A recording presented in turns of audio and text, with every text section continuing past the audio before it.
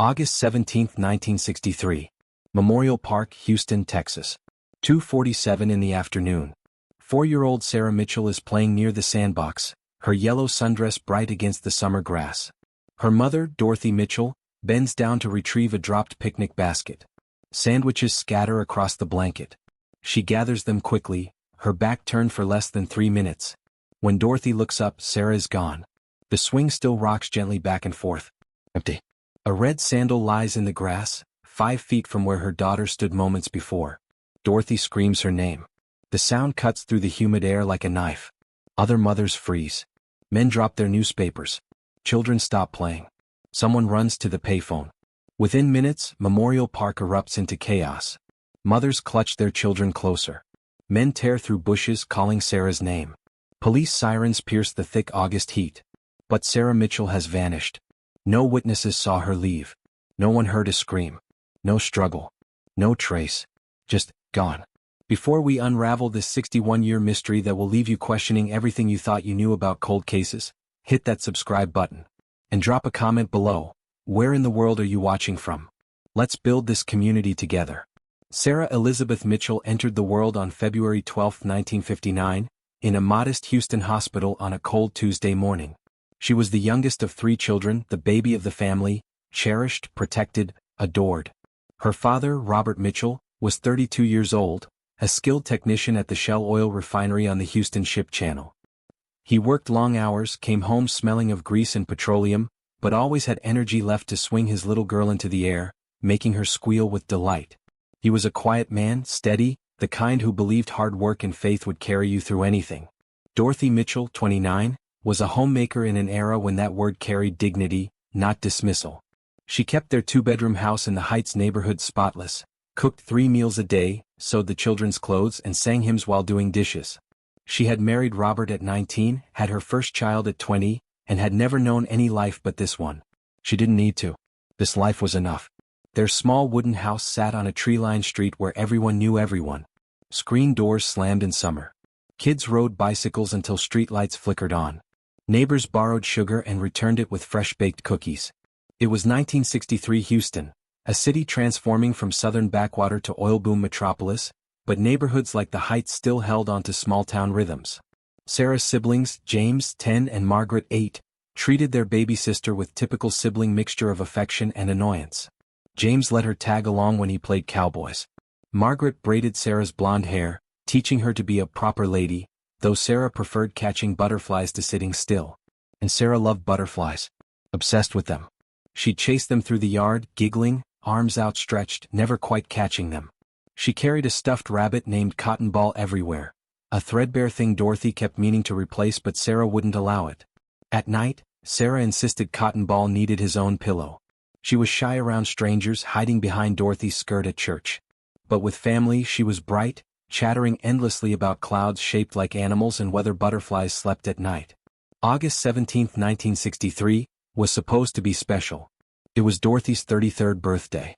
Robert had given her the morning off from cooking. They'd picnic at Memorial Park instead, a rare treat.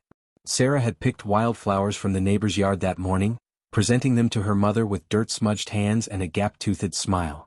The drive to Memorial Park was filled with laughter, windows down, humid wind whipping through the car. None of them knew they had 2 hours and 47 minutes left as a complete family. Let's reconstruct August 17, 1963 minute by minute. Because somewhere in these hours, something impossible happened. 1:30 p.m., the Mitchell family arrives at Memorial Park in their 1959 Ford Fairlane, parking near the eastern playground area. The temperature has already climbed to 94 degrees. The humidity is suffocating, typical for Houston in late summer, the kind of heat that makes your clothes stick to your skin within minutes. Sarah steps out wearing her yellow sundress, the one with tiny white flowers Dorothy had sewn herself. Red sandals on her feet. Her blonde hair pulled back with a ribbon. Cotton Ball tucked under one arm.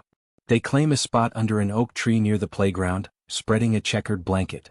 Maybe 30 other families are scattered throughout this section of the park.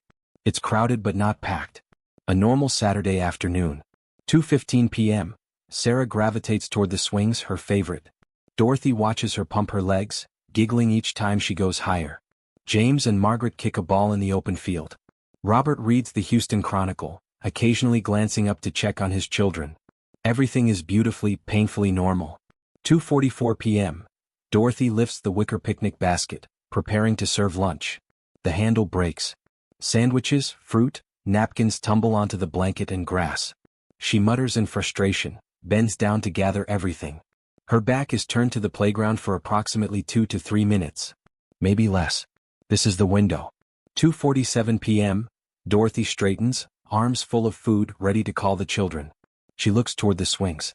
The swing seat rocks gently, empty, slowing with each arc. Sarah is not there. Dorothy's eyes scan the sandbox. No yellow dress. The slide, empty. The merry-go-round, other children but not Sarah. Sarah. Dorothy calls. Not alarmed yet. Maybe she wandered to the restroom. Sarah.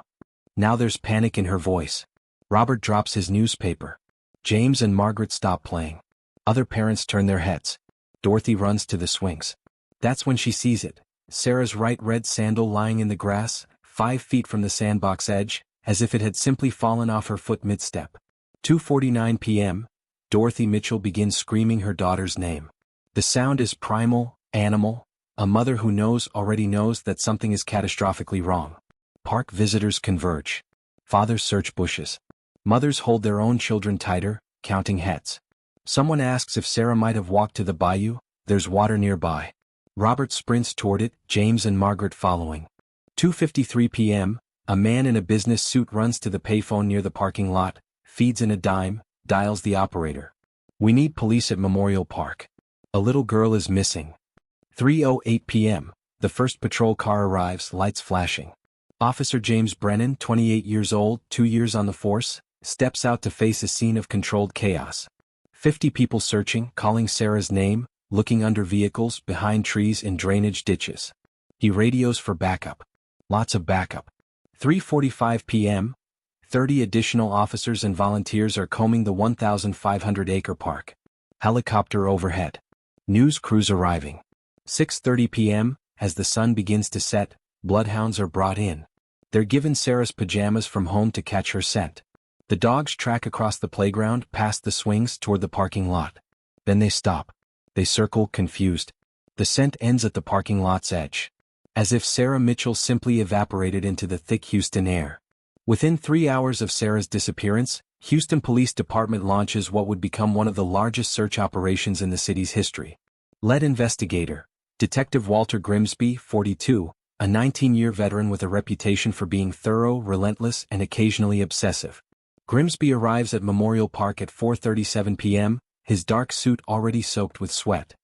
He surveys the scene with the cold assessment of a man who's seen too much, but even he is shaken by the impossibility of this case.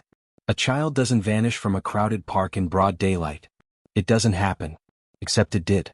By nightfall, Memorial Park is flooded with law enforcement. Portable floodlights illuminate search areas. Helicopters equipped with infrared cameras scan from above. Dive teams enter the bayou despite objections that Sarah couldn't have reached it unseen.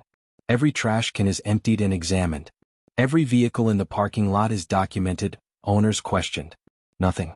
Over the next 72 hours, Grimsby's team conducts 47 formal interviews with park visitors. Families who were there.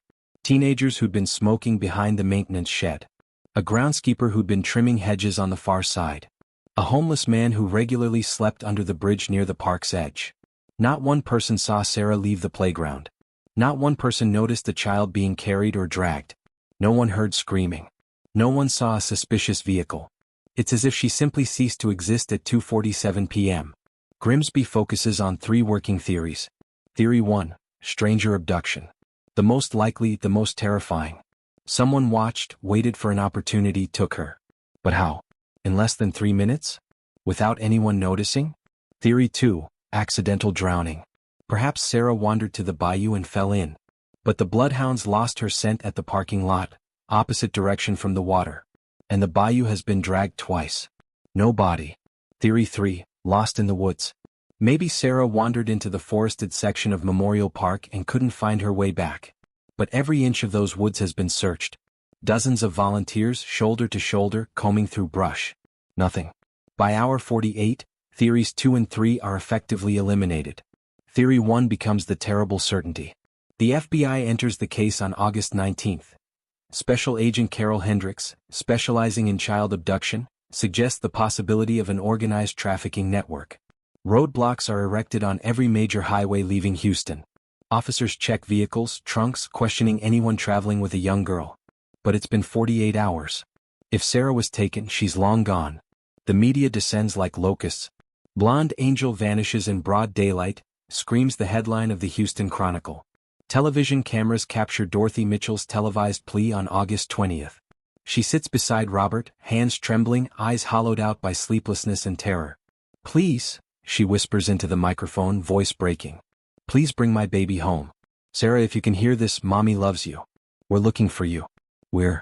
She can't finish. She collapses into sobs. Robert wraps his arms around her, his own face a mask of devastation. Robert offers a $5,000 reward, their entire life savings. The phone lines light up with tips. All of them worthless. By hour 72, the grim reality settles over everyone involved. Sarah Mitchell is gone and no one knows where. Sarah Mitchell's disappearance doesn't just devastate one family. It shatters an entire city's sense of safety. Memorial Park, once filled with weekend picnickers and laughing children, becomes a ghost town overnight. Mothers refuse to take their kids there. The playground equipment sits empty, swings moving in the wind like tombstones. The city eventually installs additional lighting and security, but it doesn't matter. The damage is done. Paranoia spreads through Houston like a virus. Rumors multiply. A white van was spotted near the park that day, though 20 people report 20 different descriptions, none verified. A strange man with a beard was seen watching children, except witnesses can't agree on height, age, or clothing.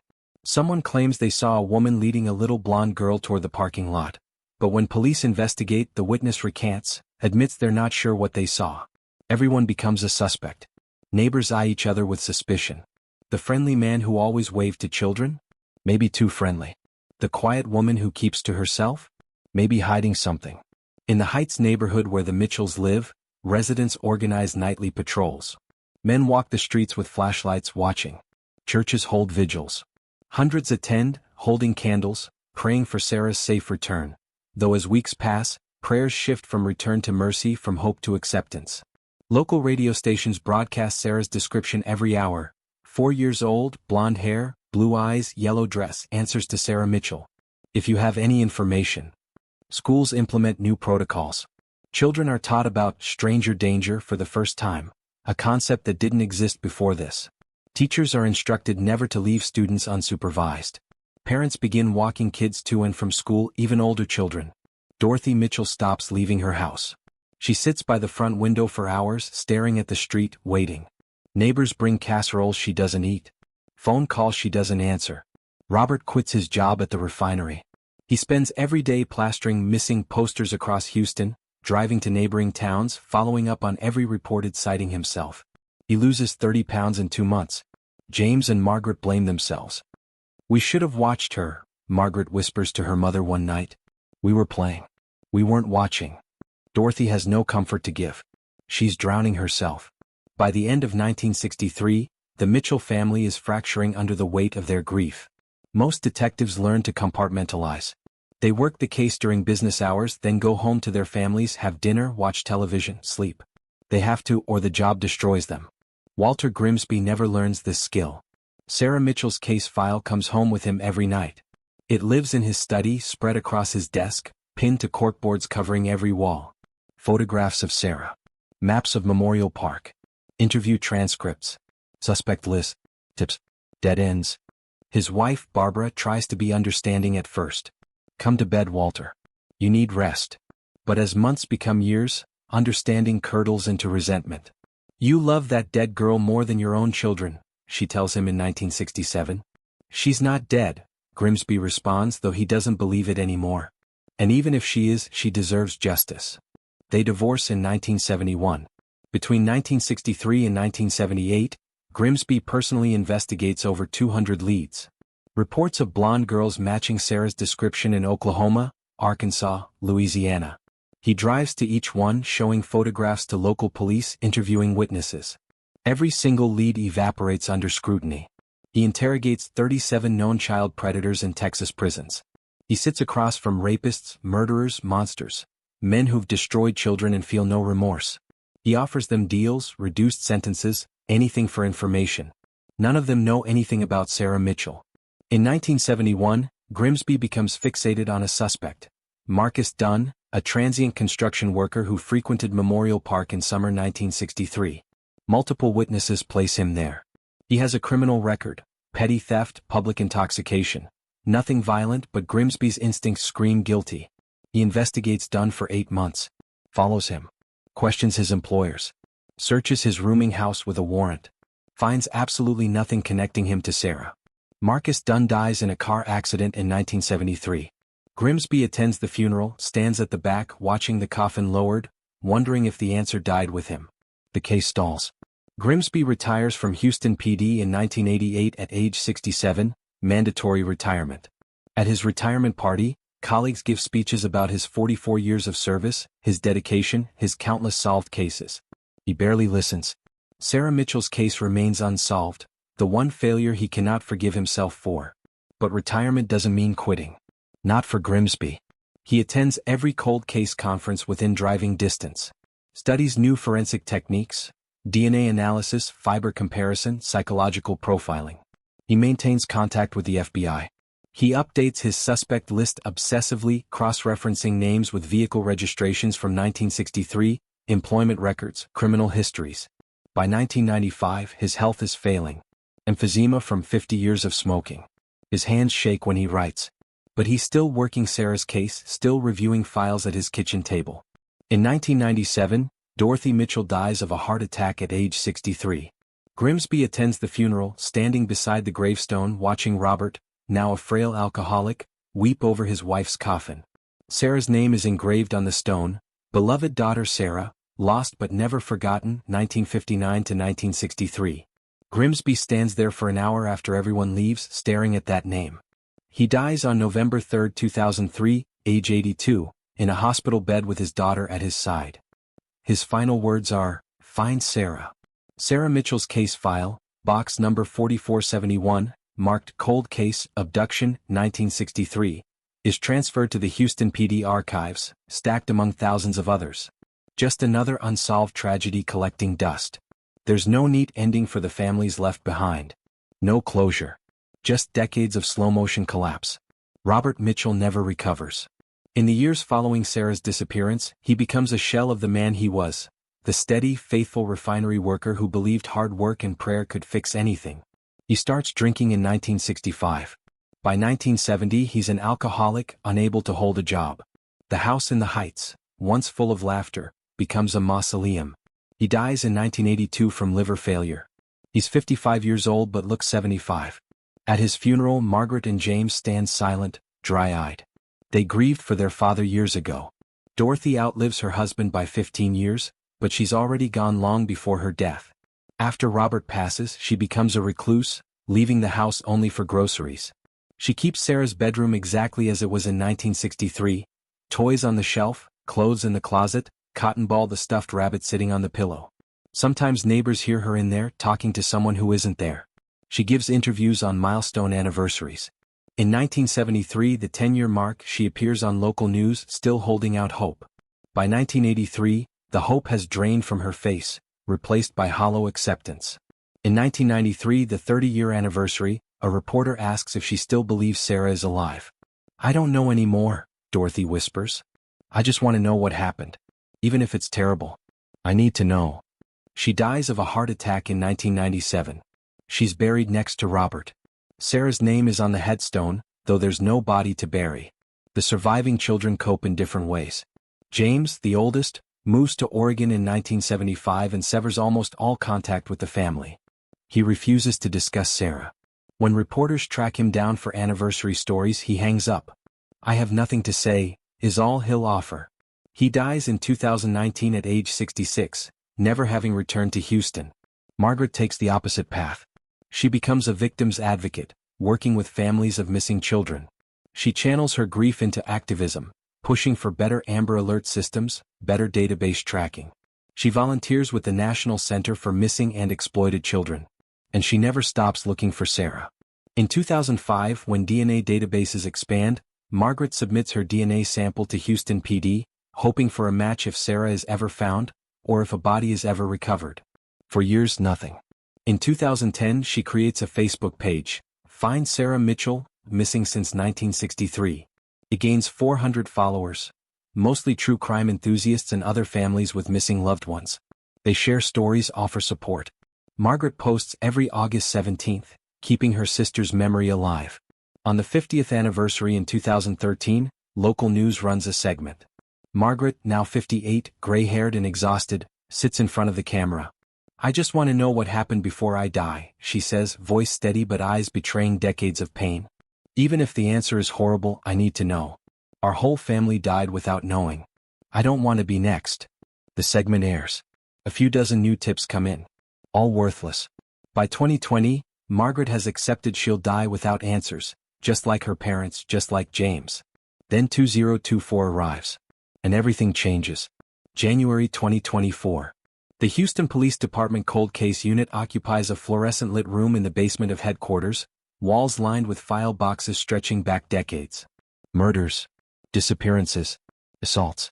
Thousands of cases that went cold before modern forensics could solve them.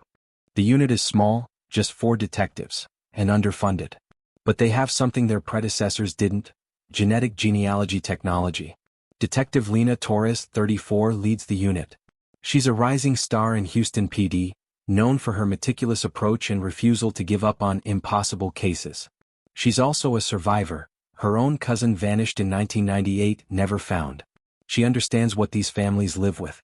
In January, Torres begins a systematic review of pre-1980 abduction cases, prioritizing those with biological evidence preserved.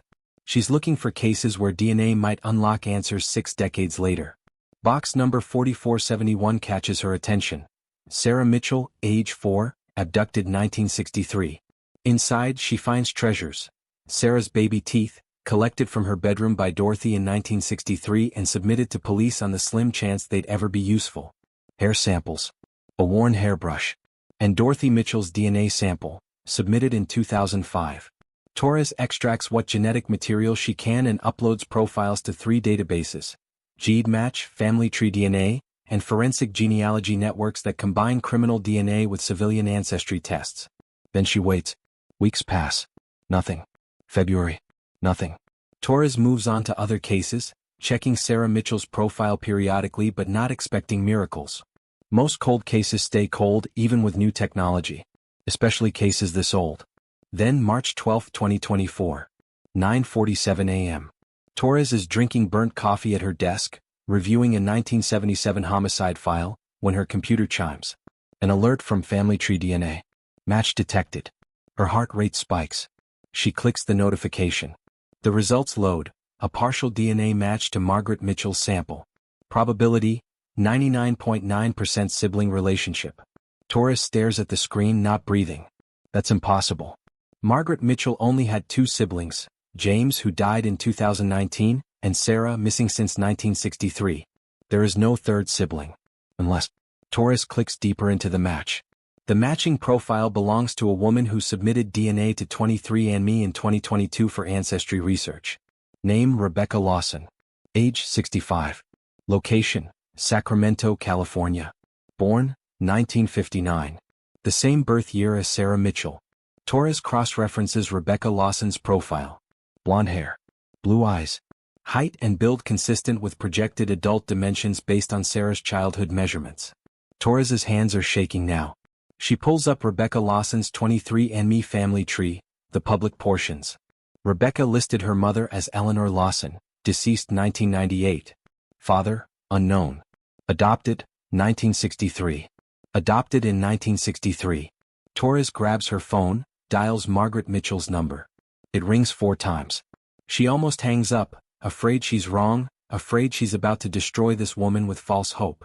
Hello. Margaret's voice, older now, tired.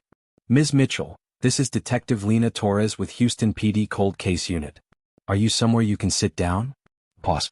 Is this about Sarah? Yes, ma'am. I think we found your sister. And Ms. Mitchell, she's alive. The phone goes silent except for the sound of Margaret Mitchell beginning to sob. Rebecca Lawson has lived a good life. Not an extraordinary life, but a good one, the kind most people would be grateful for.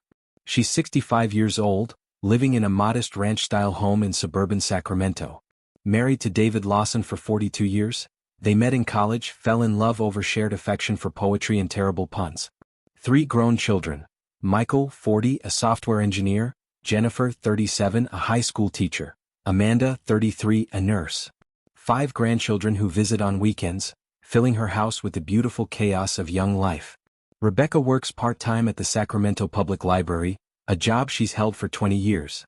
She loves the quiet, loves helping patrons find books, loves the smell of old paper. Her co-workers describe her as kind, soft-spoken, always ready with a recommendation. She volunteers at the local animal shelter on Thursdays. She gardens, tomatoes, roses, herbs. She attends book club meetings.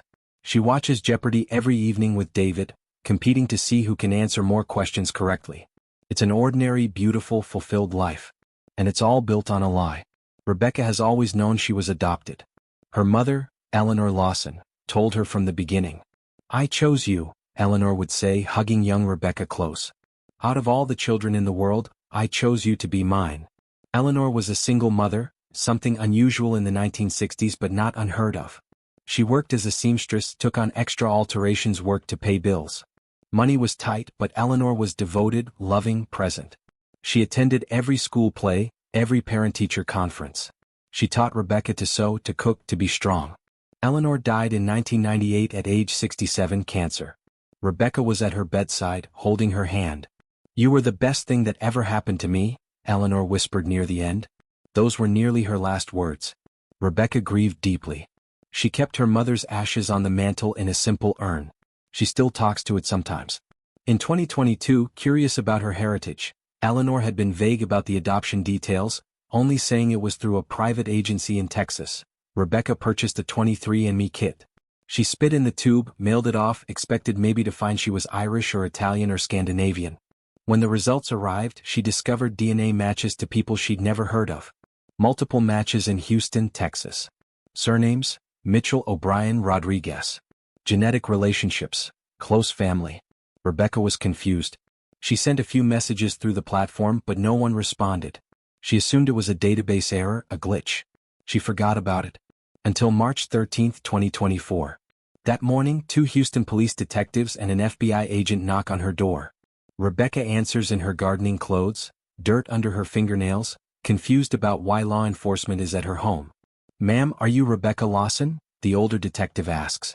"Yes." "Could we come inside? We have something very difficult to discuss with you." They sit in her living room, the one with family photos covering the walls, grandchildren's artwork on the refrigerator, Eleanor's ashes on the mantel. Detective Torres speaks carefully, but there's no gentle way to say it. "Ms. Lawson, we believe you are Sarah Elizabeth Mitchell, abducted from Houston, Texas in August 1963. The woman you knew as your mother, Eleanor Lawson, kidnapped you when you were 4 years old." Rebecca laughs. It's absurd. Ridiculous. But the detectives don't laugh. They show her photographs, a little blonde girl in a yellow dress. That girl looks exactly like Rebecca's own childhood photos. They show her DNA results. 99.9% match to Margaret Mitchell. They show her newspaper clippings from 1963. 4-year-old vanishes from Houston Park. Rebecca's laughter dies. The room tilts. She grips the armrest of her couch. "No," she whispers. "No, that's not. My mother adopted me. She didn't, she wouldn't." But even as she says it, pieces click together. Eleanor's vagueness about adoption. The move to California. No adoption papers Rebecca ever saw. Eleanor's insistence they never return to Texas. Rebecca runs to the bathroom and vomits. Who was Eleanor Lawson? And how does a woman steal a child and vanish without a trace for 61 years? The FBI immediately opens an investigation into Eleanor's past, pulling records that have sat untouched for decades. What they discover is a portrait of tragedy, desperation, and calculated evil. Eleanor Marie Lawson was born in 1931 in rural East Texas, the daughter of a cotton farmer. She had an unremarkable childhood, finished high school, moved to Houston in 1952 looking for work. She found employment as a seamstress at a downtown dress shop, a skill her mother had taught her. She never married, though not for lack of trying. Friends from that era describe Eleanor as lonely, desperate for companionship, obsessed with the idea of family. She dated occasionally but nothing lasted. Men found her too intense, too needy. What Eleanor wanted more than anything was a child. Medical records obtained by investigators reveal a painful history. Eleanor suffered 4 miscarriages between 1956 and 1960. Each one devastated her. In 1961, after complications from the 4th miscarriage, doctors performed an emergency hysterectomy. Eleanor was 30 years old. She would never bear children. The news broke something inside her. Co-workers from the dress shop recall Eleanor's behavior changing after 1961. She became withdrawn, obsessive. She talked constantly about adoption, asked customers if they knew of any babies available, contacted adoption agencies repeatedly. But in 1960s Texas, single women weren't approved as adoptive parents. Every agency rejected her. She started saying she'd find a way, one former co-worker told investigators in 2024. She said God would provide her with a child. It made us uncomfortable. By 1963, Eleanor's obsession had reached a critical point. She began frequenting Memorial Park, 2 miles from her apartment, watching children play. Multiple witnesses, shown her photograph decades later, remember seeing her there regularly in July and early August 1963. A sad woman who just watched the kids. No one thought to report it. In 1963, the concept of predatory behavior in public spaces wasn't well understood. A lonely woman watching children was viewed as tragic, not dangerous. But Eleanor wasn't just watching. She was planning. Investigators believe she observed the Mitchell family on at least 3 separate occasions before August 17. She knew their patterns, their routines. She waited for an opportunity. And on August 17, 1963, at approximately 2:45 p.m., that opportunity arrived. Witnesses who were at the park that day, now in their 70s and 80s, are re-interviewed in 2024. One woman, Martha Chen, 78, suddenly remembers, "There was a woman near the swings. I remember because she was wearing a long-sleeved dress despite the heat. She was standing very still, watching. When I looked again a few minutes later, she was gone." Investigators believe Eleanor approached Sarah the moment Dorothy Mitchell turned to gather the dropped picnic basket. Eleanor likely knelt down, spoke softly to the shy little girl. Perhaps she said she was a friend of Dorothy's. Perhaps she said Sarah's mother had sent her. Perhaps she offered candy. Sarah, taught to be polite to adults, likely didn't resist. She simply took Eleanor's hand and walked away. Eleanor's car, a 1960 blue Chevrolet Impala, was parked at the edge of the lot. This explains why the bloodhounds lost Sarah's scent there. Within 3 minutes, Sarah was in that car. Within 5 minutes, they were gone. Eleanor drove to a motel 50 miles outside Houston, the Sundowner Motor Lodge, long since demolished. She paid cash, used a fake name. In that motel room, she cut Sarah's long blonde hair short. She dyed it brown using drugstore hair dye. She dressed her in different clothes. Over the next 48 hours, while Houston police launched their massive search, Eleanor Lawson drove calmly toward California, taking back roads, avoiding highways. She had planned this. She had money saved. She had identification papers, crude forgeries she'd obtained from an underground source, listing Rebecca Lawson, born 1959, as her adopted daughter. By the time roadblocks went up on August 19, Eleanor and Sarah were already in Arizona. They arrived in Sacramento in late August 1963. Eleanor rented a small apartment, found seamstress work, enrolled Rebecca in preschool the following year. She told neighbors she'd adopted the girl through a private Texas agency after her biological mother, a teenager, couldn't care for her. No one questioned it. Adoption records weren't computerized. Background checks were minimal. Eleanor was a devoted mother, and that seemed to be enough. She spent the rest of her life in Sacramento, raising Sarah as Rebecca, never returning to Texas, never arousing suspicion. She worked, attended church, baked cookies for school fundraisers. She was everyone's kind neighbor. And she died in 1998, believing she'd gotten away with it. Almost. Because 26 years after Eleanor's death, forensic science and DNA databases did what 1960s investigators couldn't. They found Sarah Mitchell. Eleanor Lawson's grave in Sacramento Memorial Gardens is unmarked. After the truth emerged in 2024, the cemetery offered to remove her remains. No one claimed her. March 2024 becomes the worst month of Rebecca Lawson's life, worse than her mother's death, worse than any pain she's ever known, because this pain comes with the shattering of her entire identity. She is not Rebecca Lawson. She is Sarah Mitchell. The woman she loved as her mother, The woman who taught her to sew, who read her bedtime stories, who held her during nightmares, was not her mother. She was her abductor. Everything Rebecca believed about herself is a lie. She spends 2 weeks in a fog, barely eating, barely sleeping.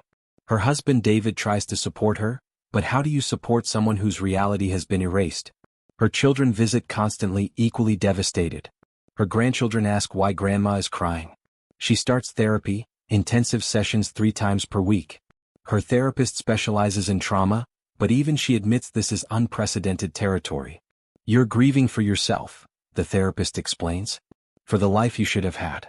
And simultaneously grieving for the life you did have because now it's tainted.